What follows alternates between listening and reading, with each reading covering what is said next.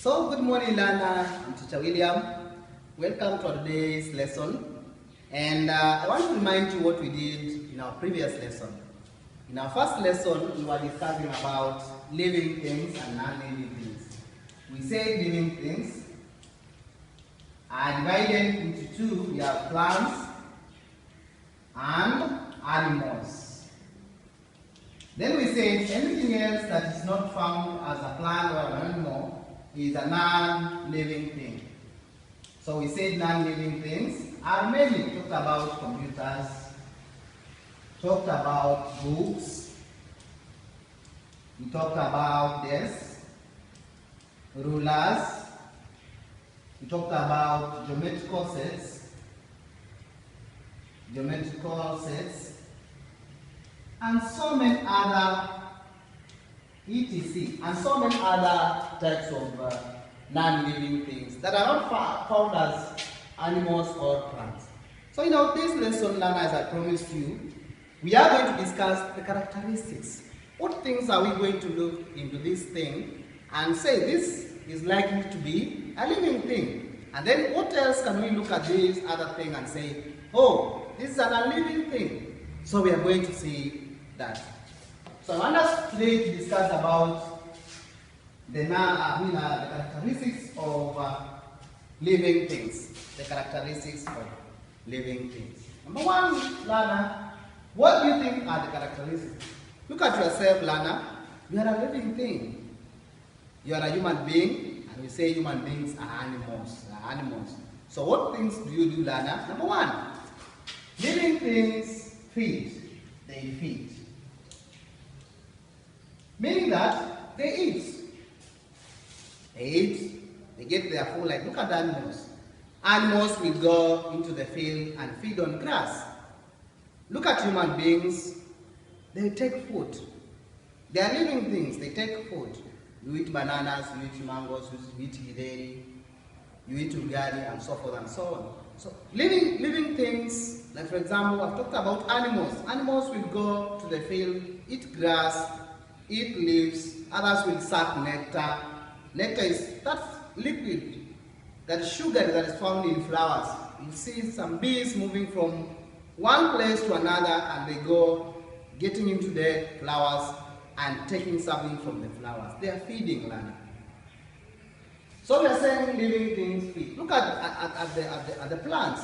Remember what we said? Plants make their own food. And we learn that later in class 5, there whereby you find that they do what we call, they use a process called photosynthesis, where with the help of sunlight and water and carbon dioxide which we breathe out, they use that to make their own food. And you see trees growing every day, bigger and bigger, because they are also feeding. They also get their food from the soil. Look at the roots. Yes, the roots of plants. Oh, I've planted a plant here. Look at these roots.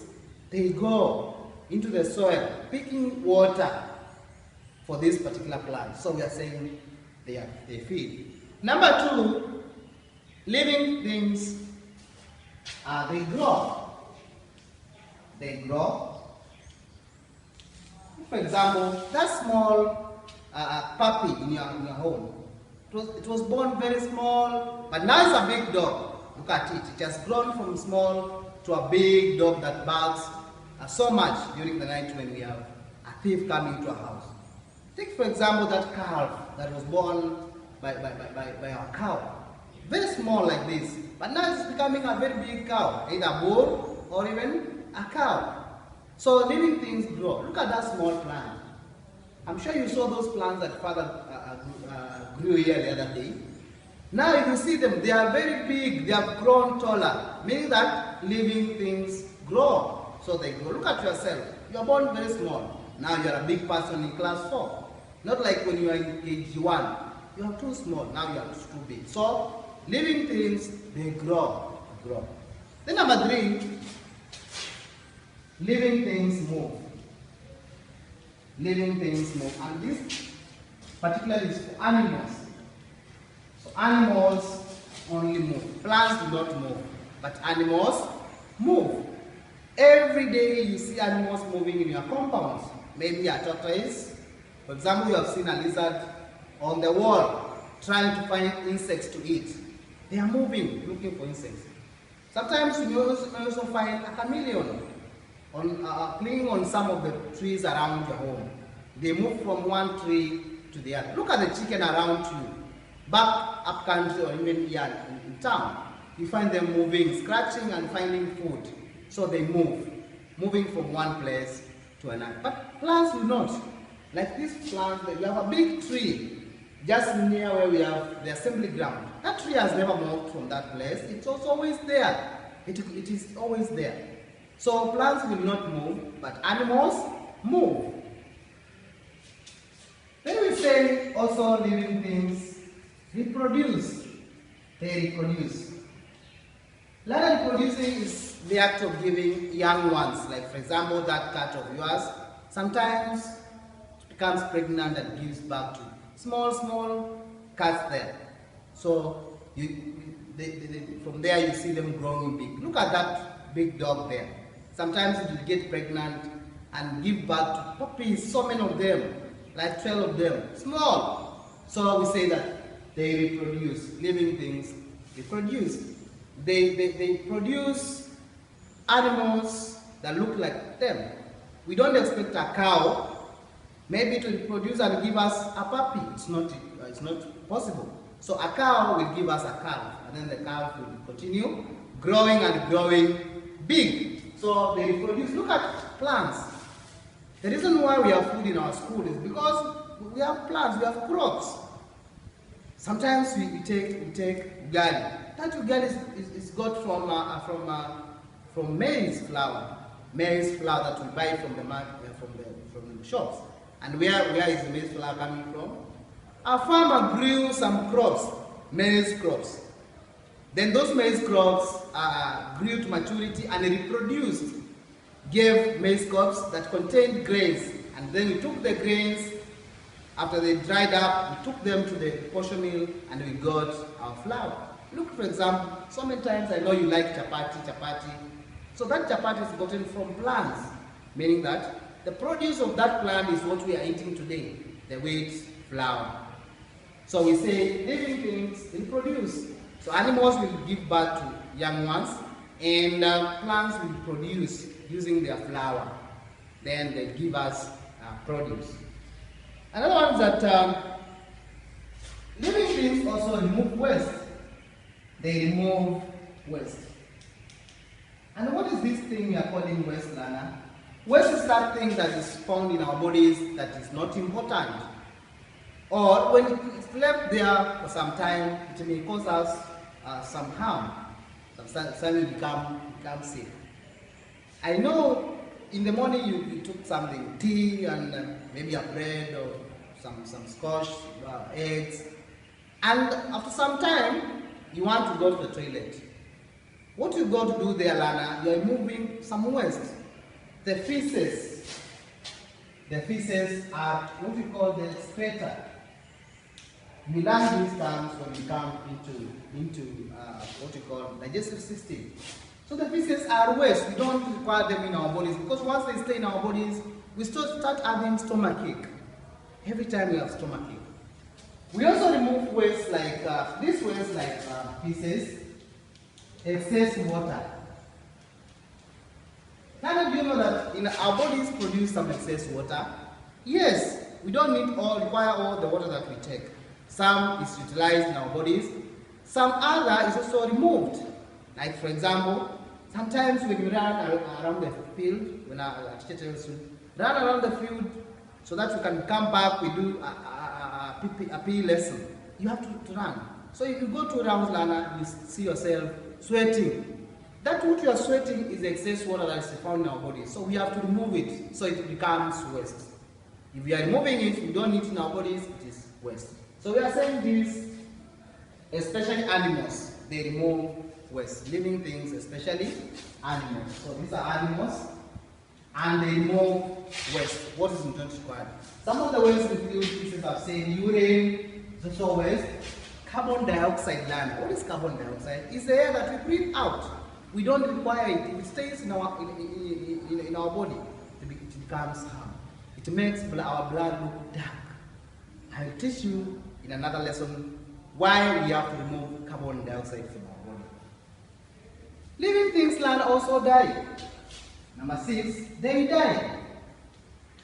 I'm sure sometimes you wake up and find some strange smell in the house. And when you follow, you find a rat which has died somewhere at the corner of the house. Meaning that living things die. I'm sure sometimes you find that your dog that you love so much has died. Meaning that it cannot continue now living, it is dead. So living things die. Whether plants or animals. You can find some plants drying up. You wake up in the morning, a plant that you used to shade under, find that it's dry. Maybe because it was attacked by diseases, or because it lacks water. If it lacks water, you see it drying. So Lana, we are saying they die. Animals die, also plants die completely. Then also living things can breathe. That is number 7. They breathe. Oh yeah. Lana, I talked about carbon dioxide and another type of gas that we breathe in. Type of air we breathe in, we call it oxygen. So animals breathe in oxygen and give out carbon dioxide.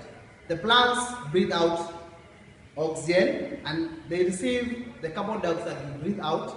They receive it during the day and make their own food. So we say animals breathe in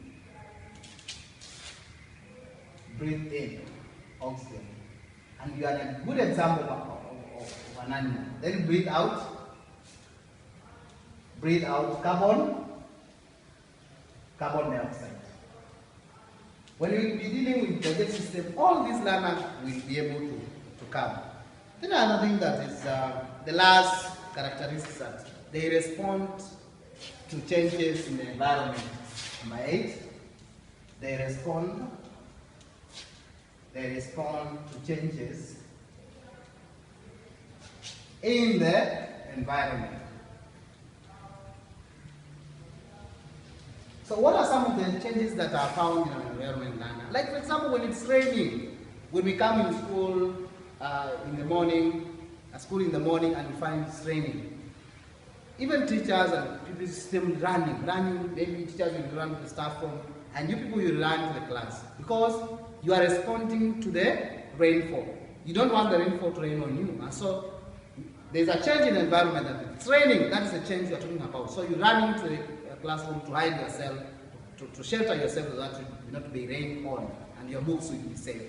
Sometimes when it's very hot during the day, maybe at 3 or even between 2 and 3, it's very hot. I don't see anybody in the fields. You don't want to play in the field. You just want to be under this big tree, having sheltering yourself there so that you don't get burned by the sun. So same happens to living things. When it's very hot, Lana, you'll see animals going under the trees to get some shade there. Like the cows, you see them going under the tree and standing there, continuing to chew their food that they had eaten. So even plants, change in the environment. When you plant you grow a plant inside the house, you will see it following light. That is also a change. It's following a change because it needs sunlight. So it has been put in a place where there's no sunlight. So it is getting out through the window to go and approach the sunlight. So Nana, all these are the characteristics of living things. Living things, we have said, number 1, they feed, that is they eat. Whether plants or animals. Then number 2, they grow from small to bigger ones. Then number 3, they move from one place to another, and especially this is for animals. Then number 4, they produce.